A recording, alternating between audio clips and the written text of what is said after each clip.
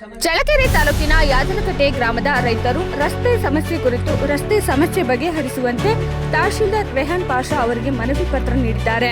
ಗ್ರಾಮದ ಗೊಲ್ಲರಹಟ್ಟಿ ಹಾಗೂ ಉಪ್ಪಾರ ಕಾಲೋನಿಯಿಂದ ದೊಡ್ಡ ಉಳ್ಳಾರ್ತಿ ಗ್ರಾಮ ಮತ್ತು ರೈತರ ಜಮೀನುಗಳಿಗೆ ಸಂಪರ್ಕ ಕಲ್ಪಿಸುವ ಮುಖ್ಯ ರಸ್ತೆಯನ್ನು ಟ್ರಂಚ್ ಹೊಡೆದು ಬಂದ್ ಮಾಡಿದ್ದು, ಇದರಿಂದ ಸಂಚಾರಕ್ಕೆ ತೊಂದರೆಯಾಗುತ್ತಿದೆ ಎಂದು ರೈತರು ಆರೋಪಿಸಿದ್ದಾರೆ.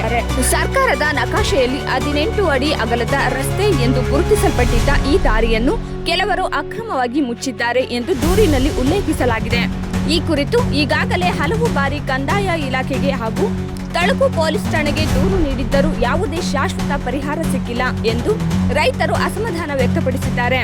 ಸುಮಾರು 30 ರಿಂದ 40 ರೈತ ಕುಟುಂಬಗಳ ಸಂಚಾರಕ್ಕೆ ತೊಂದರೆಯಾಗುತ್ತಿರುವ ಹಿನ್ನೆಲೆಯಲ್ಲಿ ತಕ್ಷಣ ರಸ್ತೆ ತೆರವುಗೊಳಿಸಿ ಸಾರ್ವಜನಿಕರಿಗೆ ಸಂಚಾರಕ್ಕೆ ಅವಕಾಶ ಕಲ್ಪಿಸಬೇಕು. ಜೊತೆಗೆ ರಸ್ತೆ ಬಂದ್ ಮಾಡಿದವರ ವಿರುದ್ಧ ಕಾನೂನು ಕ್ರಮ ಕೈಗೊಳ್ಳಬೇಕು ಎಂದು ರೈತರು ತಹಶೀಲ್ದಾರ್ ರೆಹಾನ್ ಪಾಷಾ ಅವರಿಗೆ ಮನವಿ ಸಲ್ಲಿಸಿದರು.